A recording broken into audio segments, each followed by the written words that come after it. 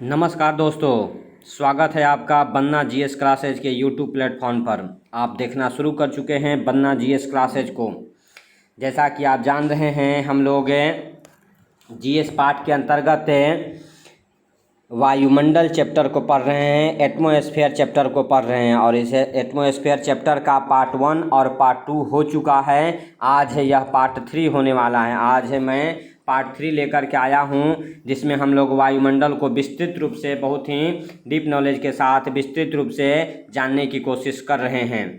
तो उसी के पार्ट 3 के अंतर्गत, वायुमंडल के इस पार्ट 3 के अंतर्गत कहानी को आगे बढ़ाते हैं। तो अभी तक आपने वायुमंडल के अंतर्गत पार्ट 1 में हमने आपको वायुमंडल एटमॉस्फेयर का डिफिनीशन बताया, उसका फंक्शन बताया, उसका इम्पोर्टेंस बताया, साथ ही केमिकल कंपोजिशन ऑफ एटमॉस्फेयर बताया, वायुमंडल में अलग अलग गैसों का क्या घनत्व होता है उस पर हम लोग चर्चा कर चुके हैं।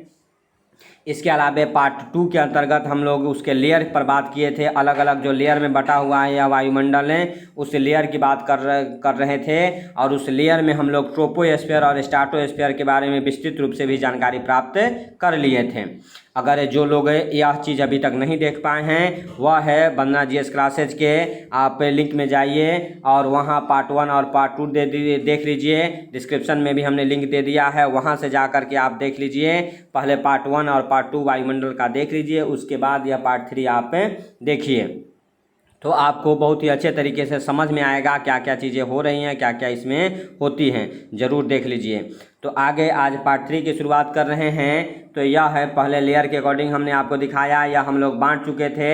यह 5 लेयर में वायुमंडल बटा हुआ है, जिसमें पहला ट्रोपोस्फीयर कहलाता है यानी कि क्षोभ मंडल, दूसरा स्ट्रेटोस्फीयर कहलाता है यानी समताप मंडल, तीसरा मेसोस्फीयर कहलाता है मध्यमंडल, चौथा आयनोस्फीयर यानी आयन मंडल और पांचवा एक्सोस्फीयर या बाह्य मंडल। इसके विस्तृत रूप से कहानी हम लोग आगे पढ़ रहे थे, तो उस कहानी को आगे बढ़ाते हैं, जिसमें आप ट्रोपोस्फीयर के बारे में इन सारी बातों को हमने आपको समझा दिया था। ट्रोपोस्फीयर किस तरह से काम करता है, ट्रोपोस्फीयर में मुख्य रूप से क्या चीज़ें होती हैं, वह सारी चीज़ों को हमने आपको बता दिया था। उसके साथ ही स्ट्रेटोस्फीयर की भी प्रमुख घटनाएं जो होती हैं उस पर भी हम लोग चर्चा कर लिए थे। स्ट्रेटोस्फीयर के भी बारे में हम लोग जान लिए थे।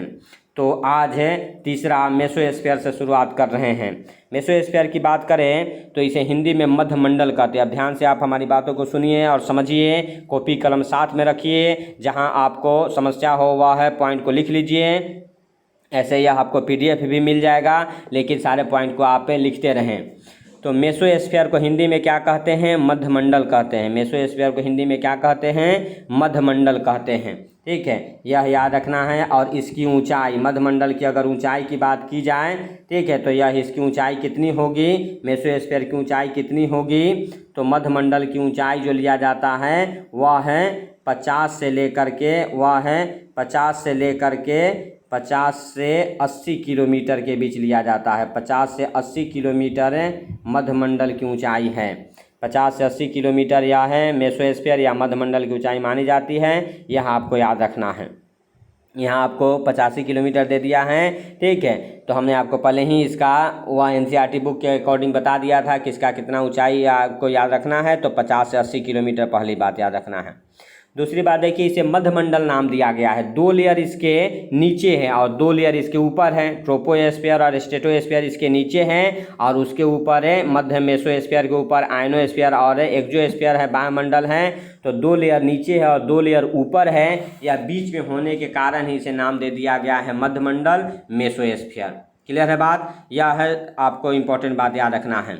दूसरा सबसे इंपॉर्टेंट बात जो हमेशा क्वेश्चन के रूप में से पूछा जाएगा, इस लेयर में ऊंचाई के साथ टेम्परेचर गिरने लगता है। इस लेयर में ऊंचाई के साथ है हाइट के अकॉर्डिंग टेम्परेचर डिक्रीज होने लगता है। इस लेयर की सबसे बड़ी विशेषता है।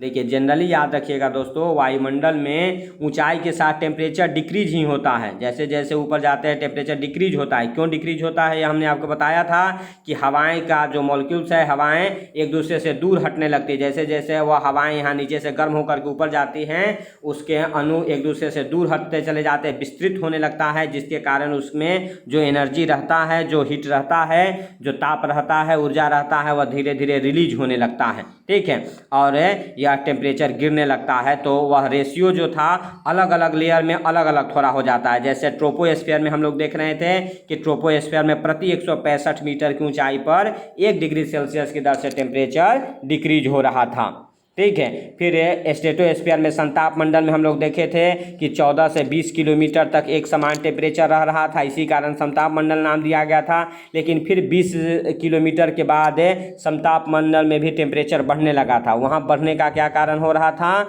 वहाँ बढ़ने का कारण हो रहा था ओजोन गैस, ठीक है, क्योंकि ओजोन गैस उसी स्ट्रेटोस्फीयर में 20 से 35 किलोमीटर के बीच उसका सबसे ज़्यादा डेंसिटी पाया जाता है। तो इसके कारण जो है यह टेम्परेचर बढ़ने लगा था, क्योंकि ओजोन गैस जो है यूवी किरणों को, यूवी लाइट को ऑब्जर्व करने लगता है। तो एक विशेष कारण हुआ था, इसके कारण वहाँ टेम्परेचर बढ़ रहा था। अब यहाँ कोई एक्सटर्नल कारण नहीं होता है, मेसोस्फीयर में कोई समझिए एक्सटर्नल कारण नहीं होता है, इसलिए इस लेयर में ऊंचाई के साथ टेम्परेचर डिक्रीज होता है और लगभग बताया जाता है 80 किलोमीटर की ऊंचाई तक -101 डिग्री सेल्सियस, 100 डिग्री आप याद रख सकते हैं, -100 डिग्री सेल्सियस तक हो जाता है, ठीक है। यहाँ देखिए यह लग रहा होगा 110 है, यहाँ आप याद रखिएगा -100 डिग्री सेल्सियस, ठीक है, -100 डिग्री सेल्सियस या 101 वह लिख दिया है, ठीक है। डिग्री को जो है वह 0 बन गया है, तो ध्यान रखिएगा थोड़ा। -100 डिग्री सेल्सियस यह याद रखिएगा कि 80 किलोमीटर की ऊंचाई तक इस लेयर की टेम्परेचर जो है मेसोस्फीयर का टेम्परेचर गिर करके -100 डिग्री सेल्सियस तक हो जाता है। और इतना टेम्परेचर गिरने के कारण ही इस लेयर को कोल्डेस्ट लेयर भी कह दिया जाता है। 5 लेयर में अगर आपसे सबसे ठंडा लेयर पूछा जाए तो वह मेसोस्फीयर होगा, यह याद रखना है, मेसोस्फीयर सबसे ठंडा लेयर हो जाता है, ठीक है। तो यह 2 मुख्य पॉइंट याद रखना है। तीसरा मुख्य पॉइंट याद रखना है इस मेसोस्फीयर के लिए कि इसी लेयर में कुछ मेटियोर्स और rock fragment burn up in mesosphere लिखता है। देखिए यह मेटियोर्स हम लोग पहले भी चर्चा कर चुके थे। यह मेटियोर्स उल्का पिंड कहते हैं, उल्का कहते हैं, जो बड़े बड़े आकाशीय पिंड होते हैं और यह हैं कभी कभी अपने वायुमंडल में आते हैं और वायुमंडल में आकर के विस्फोट होकर के टूट फूट जाते हैं। तो यह मेटियोर्स का टूटना फूटना जो है वह आयनोस्फीयर, इसके ऊपर जो आयनोस्फीयर उस आयनोस्फीयर में भी होता है और मेसोस्फीयर में भी होता है, दोनों में होता है, ठीक है। तो मेसोस्फीयर में भी यह है मेटियोर्स जो है या वह चट्टानी पिंड जो है वह टूटते हैं और जल जाते हैं, टूटते हैं, विस्फोट होता है, 42 किलोमीटर प्रति सेकंड की गति से इन करता है, यह हमने आपको पहले भी बताया था, ठीक है। तो उतने विस्फोट या इतनी तेज़ी के कारण जो है वह विस्फोट होता है, वह ब्लास्ट होता है और उसमें आग लग जाती है, उससे एक विशेष तरह का चमक भी उत्पन्न होता है जिसे ऑरोरा लाइट्स कहते हैं। यह सब, लेकिन ऑरोरा लाइट्स ये सब मुख्य रूप से अगर आपसे पूछा जाएगा तो आयनोस्फीयर में भी होता है। तो आयनोस्फीयर और मेसोस्फीयर दोनों में जो है मेटियोर्स का टकराना की प्रक्रिया होती है, ठीक है। यह दोनों पॉइंट आपको याद रखना है। तो मेसोस्फीयर मध्यमंडल के लिए आपको 2-3 पॉइंट ही याद रखना है। 2-3 पॉइंट में अगर आप बात करें तो 2-3 पॉइंटों में आपको पहला तो यह इसकी ऊंचाई याद कर लेनी। इसकी ऊंचाई कितनी है? 50 से 80 किलोमीटर। पहला वह मेसोस्फीयर की ऊंचाई कितनी मानी जाती है? तो 50 से 80 किलोमीटर वायुमंडलीय भाग को यह है धरती से 50 किलोमीटर से लेकर के 80 किलोमीटर के बीच वाले भाग को मेसोस्फीयर कहते हैं। पहला पॉइंट याद रखना है। दूसरा इसे हिंदी में मध्यमंडल कहते हैं। मध्यमंडल क्यों कहते हैं? क्योंकि 2 लेयर ऊपर है और 2 लेयर नीचे, इसलिए इसे मध्यमंडल कहा जाता है, इसे मेसोस्फीयर कहा जाता है, यह याद रखना है। तीसरा पॉइंट, इस लेयर में ऊंचाई के साथ टेम्परेचर डिक्रीज होने लगता है मेसोस्फीयर में, जो लगभग 80 किलोमीटर तक कितना हो जाता है? तो वह लगभग 80 किलोमीटर तक कितना हो जाता है? तो -100 डिग्री सेल्सियस तक हो जाता है या -101 डिग्री सेल्सियस तक हो जाता है। और इतने टेम्परेचर गिरने के कारण इसे क्या कह देते हैं? इसे कोल्डेस्ट लेयर कह दिया जाता है, इसे सबसे ठंडा लेयर कह दिया जाता है। क्लियर है बात? और तीसरा चौथा पॉइंट आप इसके लिए याद रखिएगा कि इस लेयर में मेटियोर्स का टकराना, विभिन्न तरह के चट्टानी पिंडों का, रॉक फ्रेगमेंट्स का टकराना और जलने की भी क्रिया होती है। तो यही जो है आपको पॉइंट इसके लिए याद रखना है, यहीं से आपको क्वेश्चन आते रहते हैं। रासायनिक क्रियाएं इसमें होते रहती है, केमिकल वह प्रक्रियाएं होते रहती हैं, इस कारण इसे केमोस्फीयर भी कहा जाता है। इसे क्या कहा जाता है? केमोस्फीयर भी कहा जाता है। तो यह एक पॉइंट आपको याद रखना है कि इसे केमोस्फीयर भी कहा जाता है, ठीक है। यानी कि यह एक पॉइंट अलग से याद रखिएगा, केमोस्फीयर, ठीक है। इसे केमोस्फीयर भी कह दिया जाता है। किसे? मेसोस्फीयर को, मध्यमंडल को कह दिया जाता है। और फिर यह आगे ख़त्म होगा 80 किलोमीटर, तो 80 किलोमीटर से 1 से 1.5 किलोमीटर मोटाई वाले भाग को क्या कह देंगे, मेसोपॉज कह देंगे। जो आपको बताया था कि सभी लेयर में होगा, तो यह क्या हो जाएगा, मेसोपॉज हो जाएगा। यह भी आपको याद रखना है, ठीक है। यह है मेसोपॉज, क्या होगा, या 80 से ऊपर वाला भाग होगा, मतलब कि मेसोस्फीयर और आयनोस्फीयर को बांटने वाले भाग को क्या कहेंगे, मेसोपॉज कहेंगे। हिंदी में मध्य सीमा कहेंगे, ठीक है। इसे क्या कह देंगे, मध्य सीमा कह देंगे, जिसके ऊपर जाने पर फिर वह ओजोन या आयनोस्फीयर की प्रक्रियाएं होने लगती हैं। तो यह आपको पॉइंट याद रखना है। मेसोस्फीयर के लिए इतना पॉइंट आपको याद रखना है। अगर आप इतना पॉइंट याद रखते हैं तो आपका काम हो जाएगा। इससे बाहर मेसोस्फीयर से क्वेश्चन पूछा नहीं जाता है। तो हम आगे बढ़ते हैं, अगले पॉइंट की ओर आगे बढ़ते हैं हम लोग। तो आगे अब आयनोस्फीयर की बात करते हैं, ठीक है। आगे क्या बात करते हैं हम लोग, आयनोस्फीयर की बात करते हैं। तो आयनोस्फीयर अब देखिए, चौथा लेयर जो हो जाता है वह है आयनोस्फीयर हो जाता है। क्लियर है बात। आयनोस्फीयर को हिंदी में क्या कहते हैं, आयन मंडल कहते हैं। हिंदी में क्या कहते हैं, आयन मंडल कहते हैं। इसे एक और नाम दिया जाता है थर्मोस्फीयर भी, इसे तापमंडल भी कहा जाता है, क्योंकि इस लेयर में टेम्परेचर फिर बढ़ने लगता है। क्यों बढ़ता है, कैसे बढ़ता है, वो भी हम चर्चा करेंगे। आप नाम पहले याद रखिए, आयनोस्फीयर हिंदी हो गया आयन मंडल, दूसरा इसे कह देते हैं थर्मोस्फीयर। थर्मोस्फीयर यानी कि तापमंडल, ठीक है। तो दो नाम से इसे जाना जाता है, थर्मोस्फीयर भी इसे कहा जाता है। यह आपको याद रखना है। अब आते हैं इस पॉइंट से संबंधित बातों को समझते हैं। पहला लिखता है कि this layer consist of charge particles, ठीक है।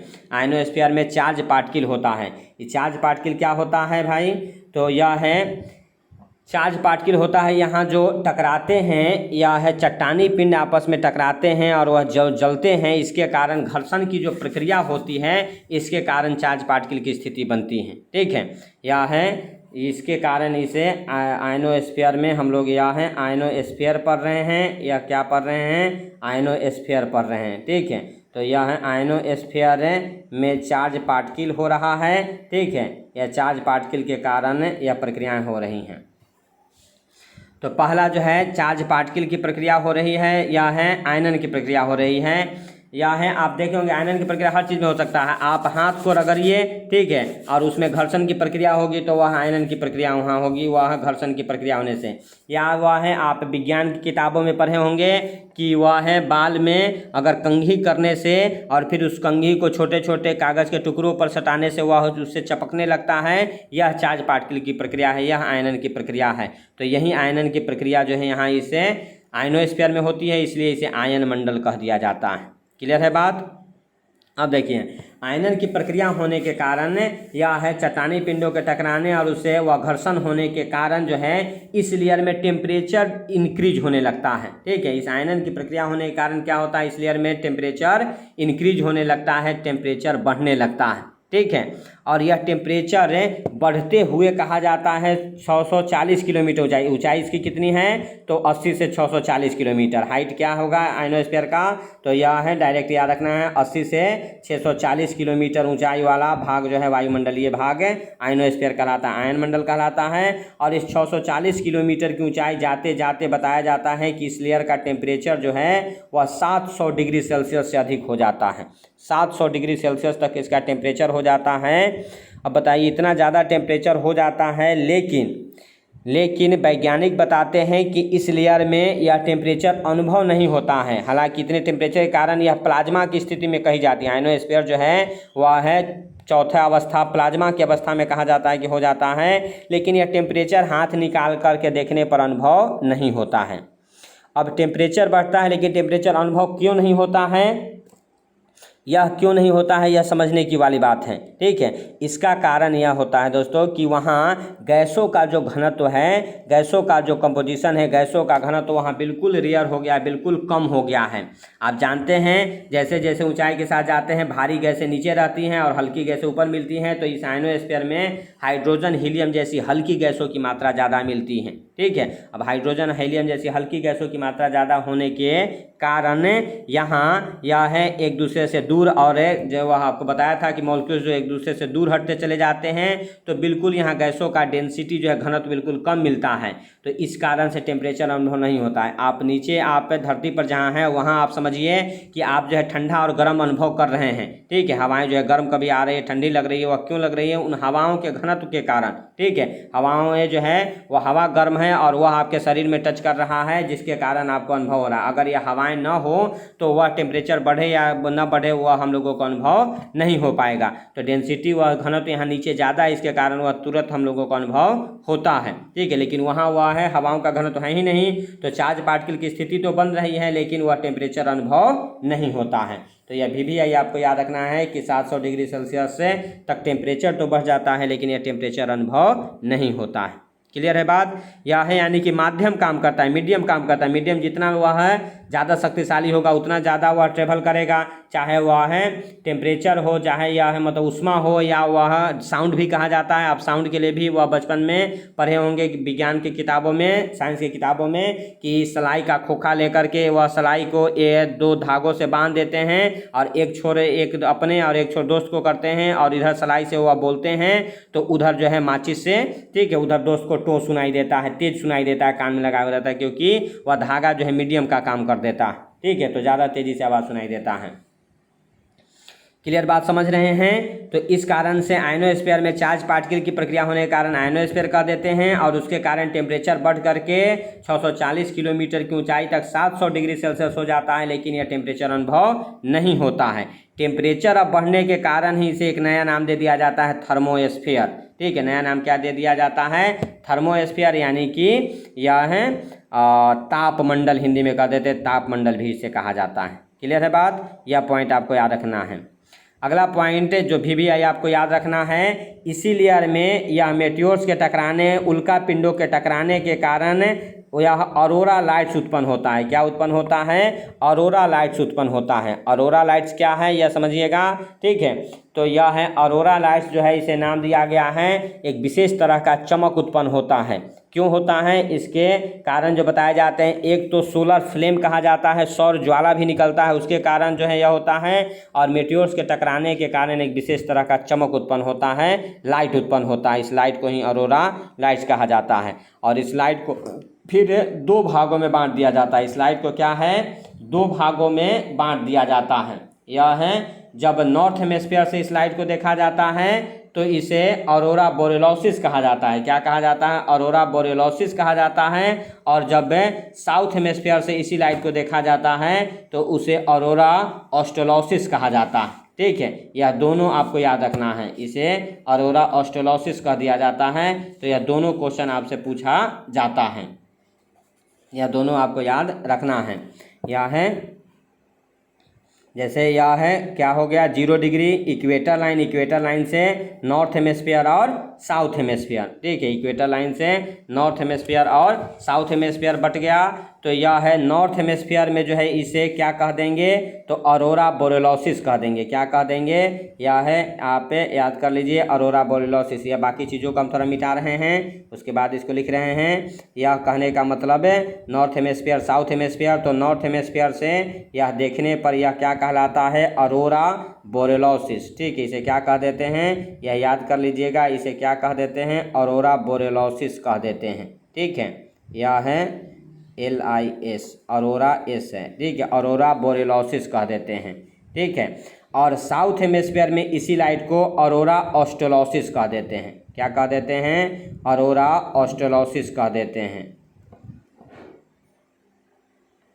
इसे ऑरोरा ऑस्ट्रेलोसिस कह देते हैं, ठीक है। तो यह दोनों ऑरोरा बोरेलोसिस, ऑरोरा ऑस्ट्रेलोसिस हिंदी में, अब इसी को इंग्लिश में, हिंदी में इसी को कह देते हैं उत्तरी ध्रुवीय ज्योति। एक नाम क्या दे दिया जाता है? उत्तरी ध्रुवीय या है ज्योति, इसे एक नाम दे दिया जाता है उत्तरी ध्रुवीय ज्योति। और दक्षिण में कह देते हैं दक्षिणी ध्रुवीय ज्योति, ठीक है, एक नाम दे दिया जाता है। एक और हिंदी नाम दे दिया जाता है उत्तरी ध्रुव में, इसे कहते हैं सुमेरु ज्योति। क्या कहते हैं? सुमेरु ज्योति। और दक्षिणी ध्रुव में इसे क्या कह देते हैं? कुमेरु ज्योति, ठीक है। तो यह आप बात समझ गए। फिर से सुन लीजिए एक बार। आयनोस्फीयर में जो मेटियोर्स के टकराने के कारण यह एक विशेष तरह का लाइट उत्पन्न होता है, उस लाइट को ऑरोरा लाइट्स कहा जाता है। क्लियर है। और इस लाइट को वह उत्तरी ध्रुव नॉर्थ हेमिस्फीयर और साउथ हेमिस्फीयर में बांट करके देखा जाता है, तो दो अलग अलग नाम दे दिया जाता है। नॉर्थ हेमिस्फीयर में इसे ऑरोरा बोरेलोसिस कह दिया जाता है, हिंदी में कह देते उत्तरी ध्रुवीय ज्योति या सुमेरु ज्योति। और साउथ हेमिस्फीयर में दक्षिणी ध्रुव से अगर देखा जाता है तो उसे ऑरोरा ऑस्ट्रेलोसिस कह दिया जाता है, या हिंदी में दक्षिणी ध्रुवीय ज्योति या कुमेरु ज्योति कह दिया जाता है।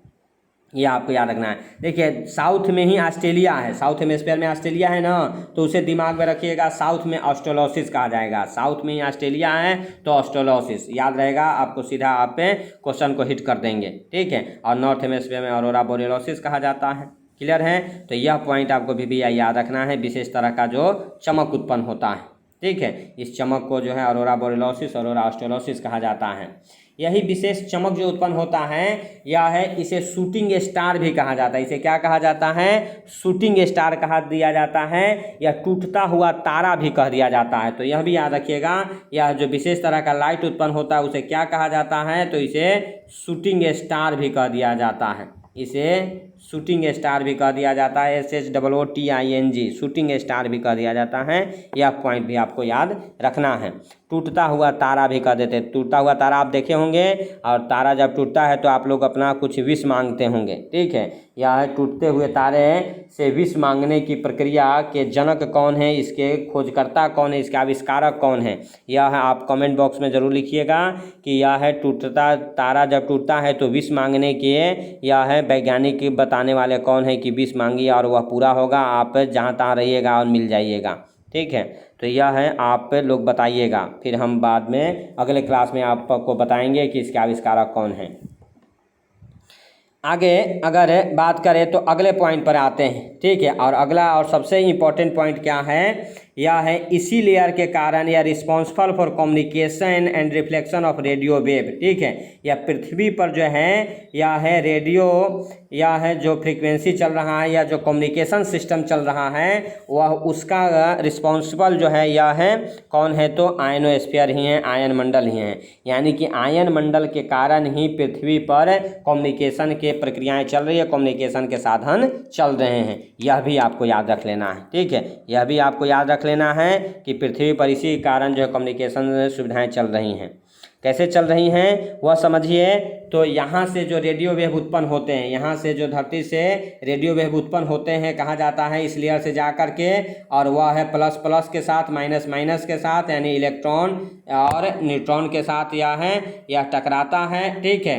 यह है और फिर वापस वह धरती पर, ठीक है, वापस चला आता है और आ कर के यह जो टावर होता है, बड़ा सा टावर जो लगा हुआ रहता है, ठीक है, वह टावर को पकड़ता है और टावर फिर हम लोगों के डिवाइस तक या है मोबाइल तक पहुंचा देता है। ऐसे समझिए। ठीक है। या फिर वह पहुंच जाता है। तो इसके कारण जो है हम लोगों की यह है कम्युनिकेशन सिस्टम चलते रहता है। या है दुबई में, शारजाह में मैच हो रहा, और यहाँ हम लोग जो देख रहे हैं घर में बैठे हुए अपने मोबाइल पर किसी कोने में, बिहार के किसी कोने में या यूपी के किसी कोने में, तो वह उसका कारण जो है आयनोस्फीयर है, आयन मंडल है। ठीक है। यह आपको याद रखना है।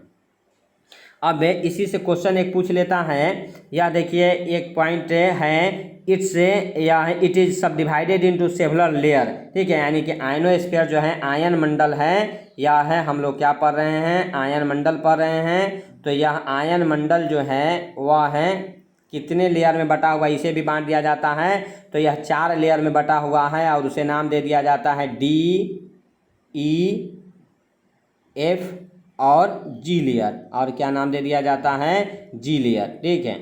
यह क्या नाम दे दिया जाता है? इसे G लेयर नाम दे दिया जाता है। G याद रखिएगा। ठीक है। इसे क्या याद रखना है? G लेयर याद रखना है। D, E, F और G लेयर में यह बटा हुआ होता है। तो कभी डीप रूप से अगर क्वेश्चन पूछता है तो फिर यह आपको से कैसे पूछ लेता है, यह डी लेयर से जो है लॉन्ग रेडियो वेव टकरा करके वापस आता है, ई लेयर से जो मीडियम रेडियो वेव टकरा करके वापस आता है, एफ लेयर से शॉर्ट रेडियो वेव टकरा करके वापस आता है, और जी लेयर से सभी तरह के रेडियो वेव को टकरा करके लौटाने की क्षमता जी लेयर रखता है। तो अगर विस्तृत रूप से पूछता है तो भी आप याद रखिएगा, यह 4 लेयर में बटा हुआ है और अलग अलग तरंगधर के जो है रेडियो वेव जो इसे टकरा करके वापस आते हैं। तो डी लेयर से वह उच्च तरंगधर के जो रेडियो वेव हैं टकरा करके आते हैं, ई लेयर से मीडियम रेडियो वेव टकरा करके वापस आते हैं, एफ लेयर से शॉर्ट रेडियो वेव टकरा करके वापस आते हैं, धरती पर आते हैं मतलब कि, और टावर को पकड़ते हैं और हमारे डिवाइस तक पहुंचाते हैं, और जी लेयर सभी तरह के यह लौटाने की क्षमता रखता है रेडियो वेव को। ठीक है, या डायरेक्ट आपसे क्वेश्चन एसएससी पूछ लेगा कि किस लेयर के कारण पृथ्वी पर रेडियो वेव यह कम्युनिकेशन सिस्टम चल रहा है, तो आपको डायरेक्ट याद रख लेना है आयनोस्फीयर। इसमें विस्तृत पूछा तो यह भी याद रखिएगा। यह इसमें एक नाम भी दिया है एफ लेयर का, एफ्लिटन लेयर कह देते हैं। ऐसे यह अलग अलग सबका नाम हो जाता है, नाम ज़्यादा विस्तृत रूप से पूछता नहीं है। जैसे यह ई लेयर को केनली यह कह देते हैं, केनली कह दिया जाता है, हालांकि ई है लेकिन इसे एक नाम दे दिया जाता है केनली लेयर। ठीक है, अलग अलग इसका नाम हो जाता है, इतना जो है आपको इम्पोर्टेंट यह नहीं है। ठीक है, विस्तृत क्लासों के लिए है, यह है आपको एसएससी स्तर तक के, यह है आपको इसका काम जो है फंक्शन याद रख लेना है, इसका आपका काम हो जाएगा। तो यह इतनी प्रमुख बातें जो हैं यह आयनोस्फीयर के लिए आपको जाननी थी। अब फिर से एक बार हम आपको दोहरा रहे हैं आयनोस्फीयर में क्या क्या है। पहला, आयनोस्फीयर की ऊंचाई जानना है, तो 80 से 640 किलोमीटर ऊंचाई वाले भाग को आयनोस्फीयर कहते हैं। आयनोस्फीयर में चार्ज पार्टिकल की प्रक्रिया होती है। ठीक है, यह है आवेशित कणों के टकराने के कारण यह आवेशन की प्रक्रिया उत्पन्न होती है, चार्ज पार्टिकल की स्थिति बनती है, इस कारण से आयनोस्फीयर कह दिया जाता है। और इसी चार्ज पार्टिकल के कारण यहाँ टेम्परेचर बढ़ने लगता है, जो 640 से 640 किलोमीटर तक जाते जाते 700 डिग्री सेल्सियस तक हो जाता है। लेकिन यह गैसों का घनत्व वहाँ बिल्कुल कम होने के कारण वह अनुभव नहीं होता है। ठीक है, वैज्ञानिक कहते हैं कि वह अनुभव नहीं होता है। ठीक है, इसी लेयर में चार्ज पार्टिकल होने के कारण मेटियोर्स के टकराने के कारण जो है वह विशेष तरह का लाइट उत्पन्न होता है। उस लाइट को ऑरोरा लाइट्स कहा जाता है, जिसे 2 भागों में बांट करके देखा जाता है। नॉर्थ हेमिस्फीयर से देखने पर उसे ऑरोरा बोरेलिस नाम दिया गया है, साउथ हेमिस्फीयर में देखने पर उसे ऑरोरा ऑस्ट्रेलिस नाम दिया गया है। उत्तरी ध्रुवीय ज्योति, दक्षिणी ध्रुवीय ज्योति, या उत्तर में वह सुमेरु ज्योति, दक्षिण में कुमेरु ज्योति के नाम से जाना जाता है। ठीक है, और सबसे और महत्वपूर्ण बात, इसी लेयर के कारण पृथ्वी पर कम्युनिकेशन सिस्टम चल रहा है। यह है रेडियो वेव जो यहाँ से निकलते हैं वह इसी लेयर से टकरा करके वापस आते हैं, जिसके कारण पृथ्वी पर सभी तरह के रेडियो, टेलीविज़न या रेडियो या जो भी चीज़ें हैं कम्युनिकेशन की वह प्रक्रियाएँ वह चल रही हैं, अच्छे तरीके से चल रही हैं। ठीक है, तो इतनी बातें जो है इस लेयर के बारे में आपको याद रखना है, इस चौथे लेयर को याद रखना है। हम समझते हैं कि यह सारा चीज़ आपका क्लियर हो गया होगा। नहीं हो गया होगा, एक बार फिर से जो है पीछे जाइए और फिर से एक बार सुन लीजिए सारी बातों को, आपको निश्चित रूप से वह समझ में आ जाएगा। तो आगे बढ़ते हैं दोस्त हम लोग। आयनोस्फीयर के बाद यह है, आयनोस्फीयर के बाद 5वां जो है वह एक्सोस्फीयर है, जिसे बाह्यमंडल कह देते हैं। एक्सोस्फीयर बाह्यमंडल कह देते हैं। पहले इसकी ऊंचाई ही आपको याद रखना है। पहले क्या है याद रखना है, पहले एक्सोस्फीयर का ऊंचाई याद रखना है। तो ऊंचाई की अगर बात करें तो एक्सोस्फीयर की हम लोग वह बात कर रहे थे, यह है पहले, यह है क्या सा लेयर है, तो यह है एक्सोस्फीयर। ठीक है, एक्सोस्फीयर हिंदी में क्या कह देते हैं, बाह्यमंडल कह देते हैं। एक्सोस्फीयर को हिंदी में क्या कह देते हैं, बाह्यमंडल कह देते हैं। ठीक है, यह याद रखना है। और एक्सोस्फीयर की ऊंचाई जो है वह 640 किलोमीटर से लेकर के 1000 किलोमीटर, 1000 किलोमीटर या मैक्सिमम जो है वह 10,000 किलोमीटर तक माना जाता है। पहला पॉइंट यह याद रखना है, 640 से लेकर के 1000 किलोमीटर या मैक्सिमम में 10,000 किलोमीटर ऊंचाई वाले भाग को एक्सोस्फीयर बाह्यमंडल के नाम से जाना जाता है।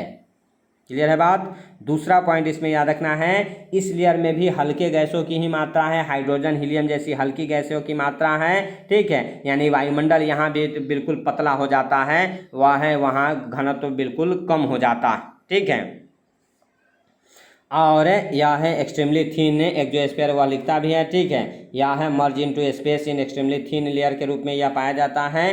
ठीक है, तो यह पॉइंट आपको याद रखना है। हल्के गैसों की यहाँ मात्रा पाई जाती है, वह बिल्कुल इसके कारण यह पतला माना जाता है, लेकिन ऊंचाई जो है 640 से 1000 किलोमीटर तक माना जाता है। कुछ स्पेस शटल इस लेयर में भी जो है सेट किए जाते हैं, कुछ स्पेस शटल इस लेयर में भी सेट किए जाते हैं। ऐसे अधिकतर स्पेस शटल जो हैं वह हैं आपको 17,000 जो सैटेलाइट होते हैं 17,000 किलोमीटर की ऊंचाई पर जो है वह सेट किए जाते हैं। ठीक है, जो अलग अलग सैटेलाइट होते हैं, आर्टिफिशियल सैटेलाइट होते हैं, वह हैं धरती से 17,000 किलोमीटर की ऊंचाई पर सेट किए जाते हैं। यह आपको याद रखना है। यहाँ जो है वह हल्के गैसों हाइड्रोजन हीलियम जैसी हल्की गैसों की मात्रा यहाँ ज़्यादा मिलती है। और इसके बाद या 1000 के बाद या अधिकतम 10,000 किलोमीटर के बाद वाले भाग को ही स्पेस कह देते हैं। ठीक है, अभी तक यह समझ लीजिए कि धरती से 10,000 किलोमीटर वाले भाग को या 1000 अधिकतम 10,000 किलोमीटर वाले भाग को वायुमंडल कहते हैं, एटमॉस्फेयर कहते हैं, जो पृथ्वी के गुरुत्वाकर्षण शक्ति के कारण, पृथ्वी के ग्रेविटेशनल फोर्स के कारण या गैसों का अणु जो है पृथ्वी से जुड़ा हुआ होता है, उसके बाद जो है वह है स्पेस कहलाता है, अंतरिक्ष कहलाता है। यहाँ तक जो है यह वायुमंडल को हम मानव प्रभावित कर रहे हैं और यह वायुमंडल हम में मानवों को प्रभावित करता है, तो यह वायुमंडल के रूप में हम लोगों को यह जानते हैं, हम लोग इसे समझते हैं। ठीक है, और यहाँ तक यह ग्रेविटेशनल फोर्स भी काम करता है। यहाँ तक जो है अगर कोई वस्तु को उछालना है और इस वायुमंडल के बाहर उसे भेजना है, तो जो एस्केप वेलोसिटी कहा जाता है वह पृथ्वी का कितना होता है 11.2 किलोमीटर पर सेकेंड होता है। ठीक है, तो यह जो है आपको इतनी गति लगाना होगा तभी जो है वह इस वायुमंडल को छोड़ पाएगा, नहीं तो वापस यह है पृथ्वी पर आकर के गिर जाएगा। ठीक है, तो यह 5वां लेयर होता है, वायुमंडल कहलाता है, इसको याद आपको रखना है। यह है, इसके बाद वाले भाग को स्पेस कर देते हैं। तो यहाँ तक आपको यह पॉइंट आपको याद रखना है। हम समझते हैं कि यहाँ तक आपको कोई दिक्कत नहीं है, कोई परेशानी नहीं है, तो इसे आप याद रखेंगे। तो हम लोग अगले लेयर की ओर बढ़ रहे हैं। एक्सोस्फीयर जो 5वां लेयर है, बाह्यमंडल है, इसके बाद जो है यह लेयर आपका समाप्त हो गया है। लेकिन हम लोग थोड़ी सी बात कर लेते हैं ओजोन गैस की। ठीक है, यह ओजोन गैस जो हम लोग देखे थे, यह ओजोन गैस कहाँ पाया जाता है, तो यह ओजोन गैस जो है मुख्य रूप से पाया जाता है स्ट्रेटोस्फीयर में। पहला क्वेश्चन आपसे यही पूछा जाएगा कि ओजोन गैस किस लेयर में पाया जाता है, तो स्ट्रेटोस्फीयर में पाया जाता है। ठीक है, ये सामने आपको पॉइंट लिखता भी है। लगभग इसका 90% भाग जो है वह कहाँ पाया जाता है, यह है स्ट्रेटोस्फीयर में पाया जाता है, और 10% जो है वह ट्रोपोस्फीयर में पाया जाता है। तो पहले जो है ओजोन की अगर बात करें, ओजोन स्फीयर की हम लोग बात करें। अब ओजोन स्फीयर कोई नहीं है, ठीक है, वह ध्यान रखिएगा। ओजोन गैसों की एक मात्रा है जो इस लेयर में मिलती है। ठीक है, किसमें, स्ट्रेटोस्फीयर में मिलती है। तो यह अलग से कोई वह गैस नहीं है। ठीक है, पहला बात यह यार अलग से कोई यह लेयर नहीं है। पहला क्वेश्चन ये होगा कि यह कहाँ से कहाँ तक पाया जाता है। तो देखिए यह याद आपको रखना है, मिनिमम जो होता है यह है 10 किलोमीटर। यह धरती से 10 किलोमीटर से लेकर के मैक्सिमम 50 किलोमीटर के बीच यह गैस पाया जाता है। पहला यह याद रखिएगा। यहाँ 19 से 48 जो दिया है वह भूल जाइए, पहले आप याद कीजिए। यह मिनिमम और मैक्सिमम तो 10 से 50 किलोमीटर, लेकिन अधिकतम डेंसिटी इसी के बीच जो है वह 20 से 35 किलोमीटर के बीच। ओजोन गैस की अधिकतम मात्रा जो है वह 20 से 35 किलोमीटर के बीच मिलती है। यह भी आपको याद रखना है। उसी चीज़ को यहाँ 19 से 48 दिया है, तो 20 से 35 आप याद रखेंगे। 20 से 35 किलोमीटर के बीच इसका सबसे ज़्यादा घनत्व ओजोन गैस का मिलता है।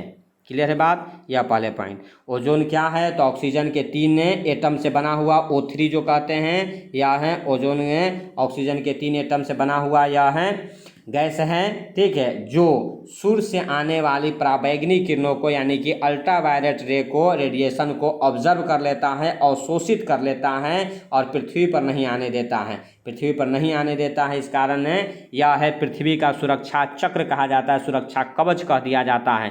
क्योंकि यह है हार्मफुल यूवी किरणें जो हैं वह रेडिएशन, यह अगर मानव को पड़े तो हम मानव को विभिन्न तरह का स्किन डिजीज हो सकता है, खास करके स्किन कैंसर हो सकता है। ठीक है, तो इससे बचा रहा है। इस कारण जो है पॉइंट लिखता है, तीसरा point, life depend on ozone. या पृथ्वी का जो लाइफ है वह ओजोन के कारण है, ओजोन के कारण यह बना हुआ है, एक पॉइंट। ठीक है, अब जो है हाल में देखा जा रहा है कि यह है ओजोन गैस का लेयर जो है, ओजोन गैस का डेंसिटी जो है, घनत्व जो है वह कम हो रहा है, यानी कि वह टूट रहा है। इसी को ओजोन डिप्लेशन कह देते हैं, ओजोन होल कह देते हैं। ठीक है, यह कि यह रिक्तीकरण हो रहा है, डिप्लेशन हो रहा है या कम हो रहा है। तो यह ओजोन गैस की मात्रा कम क्यों हो रही है, इस पर वैज्ञानिक चर्चा करते हैं। तो वह बताते हैं कि उसके लिए जिम्मेवार है CFC कार्बन। ठीक है, यानी क्लोरोफ्लोरोकार्बन जो है वह डिस्ट्रॉइंग द ओजोन, या है उस ओजोन को तोड़ रहा है, उसे डिस्ट्रॉय कर रहा है। ठीक है, तो इसमें जो यह क्लोरोफ्लोरो या कार्बन जो है, इसमें C से क्लोरीन होता है, या क्लोरीन जो है कहा जाता है कि यह जो O3 है इसे O में तोड़ देता है। नीचे से फिर धरती से O2 जाता है तो फिर वह O3 बनता है, लेकिन टूटने का दर ज़्यादा है और बनने का दर कम है। इसके कारण जो है समस्या होती है। इसके कारण क्या समस्या होती है कि यह है टूट ज़्यादा रहा है, डिप्लेशन ज़्यादा हो रहा है, जिसके कारण जो है वह स्किन डिजीज होने का खतरा, खास करके स्किन कैंसर होने का खतरा हम मानवों को बना हुआ रहता है। ठीक है, अब फिर पता किया जाता है कि CFC के कारण टूटा है। तो CFC कहाँ से निकल रहा है, CFC का क्या सोर्स है? तो CFC का सोर्स है हम मानवों के द्वारा जितने लग्जरियस सामान उपयोग किए जा रहे हैं वह सब कारण बनता है। जैसे उसमें आपके सामने नाम दिया है, रेफ्रिजरेटर हो गया है, एयर कंडीशन हो गया, एरोसोल स्प्रे हो गया, फोम पैकेजिंग हो गया।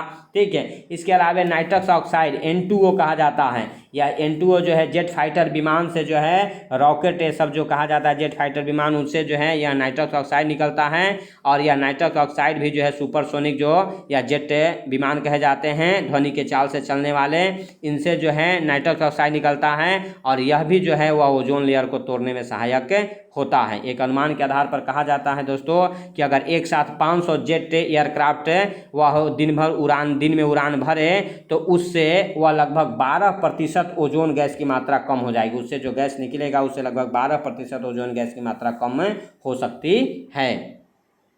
तो यह है सब इसके कारण है। अब कहा जाता है, वैज्ञानिक वह कह रहे हैं कि तो टेक्नोलॉजी में ऐसा बदलाव कि जब देखिए रेफ्रिजरेटर से निकलता है और एरोसोल या एयर कंडीशन से निकलता है, तो इसका उपयोग बंद नहीं कर सकते। उपयोग क्यों नहीं बंद कर सकते हैं? क्योंकि इतनी ज़्यादा मात्रा में हम लोग इसका उपयोग कर रहे हैं कि अब इसे रोका नहीं जा सकता। तो यह टेक्नोलॉजी में ऐसा बदलाव कीजिए जिससे यह है इसकी मात्रा जो है CFC की मात्रा कम निकले। जैसे प्रदूषण हो रहा था तो यह है प्रदूषण वह है जो विभिन्न तरह के प्रदूषण हो रहे गाड़ियों से निकल रहे हैं, तो उसके जगह CNG गैस आ गया। दिल्ली में आप देख रहे होंगे, आपके पटना में भी चलने लगा, हर जगह चलने लगा CNG गैस। तो यह CNG गैस जो है वायु प्रदूषण में कम सहायक है। तो टेक्नोलॉजी में बदलाव किया गया। टेम्पू बंद नहीं किया जा सकता है क्योंकि वह है परिवहन के लिए उसकी ज़रूरत है। ठीक है, ट्रांसपोर्ट के लिए उसकी ज़रूरत है। तो वह टेक्नोलॉजी में बदलाव करके CNG गैस का उपयोग कीजिए। हवाई आ गया होगा, देखे होंगे बैटरी पर चल रहा है, तो उससे जो है वायु की गुणवत्ता बनी हुई रहेगी। ठीक है, अब एक वायु की गुणवत्ता कोरोना आने के कारण भी बना कि कोरोना आ गया बंद कर दीजिए, तो कोरोना हर बार नहीं ना ला सकते हैं, तब तो फिर अर्थव्यवस्था ठप हो जाएगा। तभी तो उसी का कारण है कि वह घरों में बैठ करके हम लोग एक दूसरे को सुन रहे हैं, नहीं तो यह है आमने सामने होकर के बैठ करके देख पढ़ते हैं।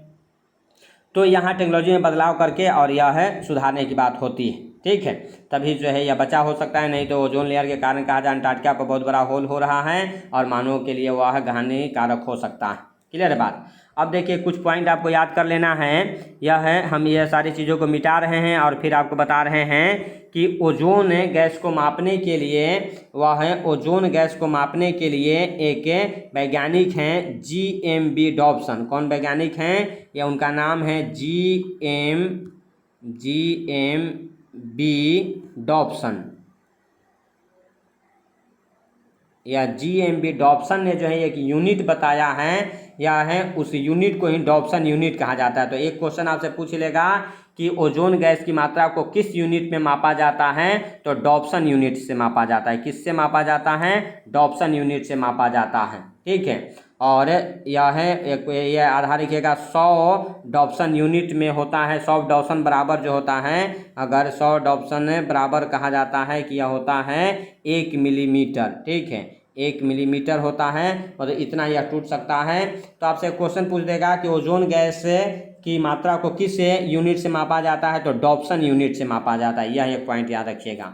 दूसरा पॉइंट आपको याद रखना है, अमेरिका के नासा के द्वारा, जो नासा यह है अंतरिक्ष क्षेत्र में काम करते रहती है, जैसे अपने यहाँ होता है, ठीक है। उस तरह से यह नासा जो है, नासा के द्वारा एक सैटेलाइट लॉन्च किया गया है, उसका नाम है निम्बस, ठीक है। उसका नाम क्या है? Nimbus, NIMBUS, nimbus 7 satellite. इस निम्बस 7 सैटेलाइट के द्वारा ओजोन गैस को, ओजोन लेयर को मॉनिटरिंग किया जाता है। तो एक पॉइंट आप याद रखिएगा कि ओजोन लेयर मॉनिटरिंग किया जाता है किसके द्वारा? तो निम्बस 7 सैटेलाइट के द्वारा। ओजोन गैस की मात्रा को किस में मापा जाता है? तो डॉप्सन यूनिट में मापा जाता है, यह याद रखिएगा।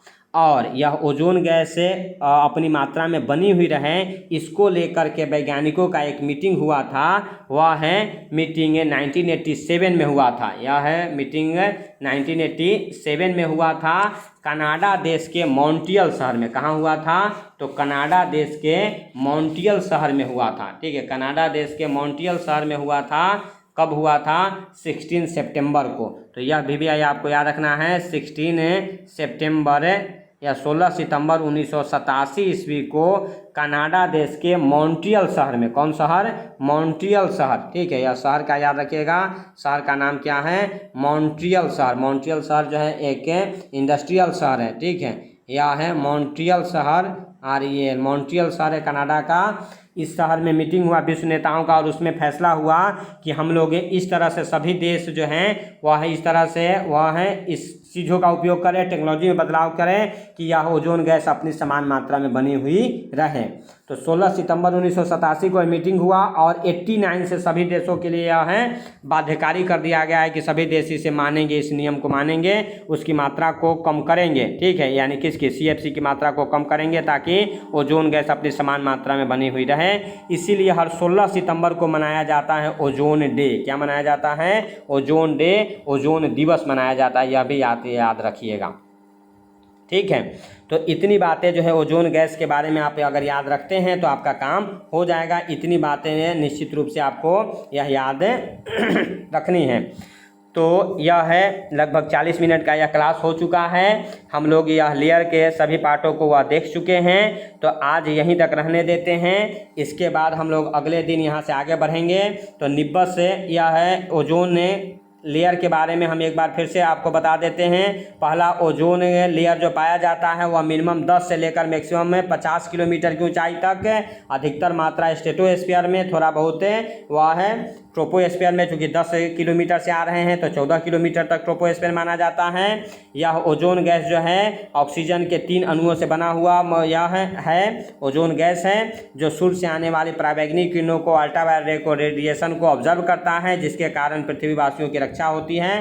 पृथ्वीवासियों को विभिन्न तरह का स्किन डिजीज से रक्षा होती है। इस कारण यह पृथ्वी का सुरक्षा कवच कहा जाता है, ठीक है। लेकिन हाल के दिनों में यह भी टूट रहा है, और इसके टूटने का कारण CFC कार्बन कहा जाता है। और CFC का सोर्स जो है लग्जरियस सामानों का उपयोग है, वहाँ से वह गैसें निकलती हैं, जिसे रोकने के लिए 16 सितंबर 1987 को विश्व के नेताओं का, विश्व के देशों का कनाडा देश के मॉन्ट्रियल शहर में एक मीटिंग होता है 16 सितंबर 1987 को, 16 सितंबर 1987 को, ठीक है। जिसमें यह निश्चित किया गया कि सभी देश से CFC की कार्बन की मात्रा को कम करेंगे।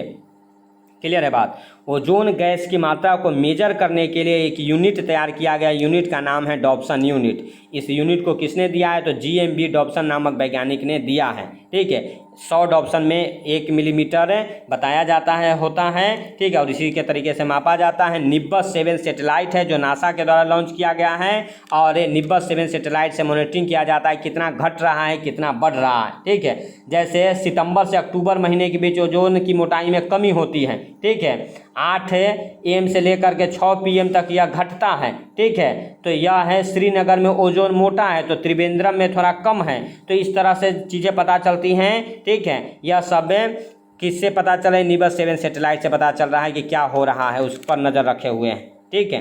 तो यह है आज। इतनी बातों को याद रखिए। इतनी बातों को हम अगर आप याद रखते हैं तो यहाँ से यह ओजोन गैस से आपसे क्वेश्चन छूटने वाला नहीं है, ठीक है।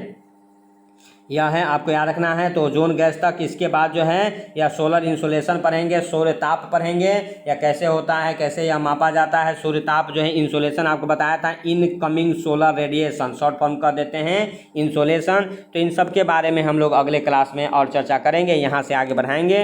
आज के लिए यहीं तक याद रखिए। तो थैंक यू, बहुत बहुत धन्यवाद, जय हिंद। जो लोग देख रहे हैं वह है वंदना क्लासेस को सब्सक्राइब करना ना भूलें, लाइक करना ना भूलें, ताकि यह है आप लोगों को हमेशा, और बेल बटन बता दीजिए ताकि जब भी वह है इस पर वीडियो अपलोड किया जाए आपको वह उसकी जानकारी मिलती रहे।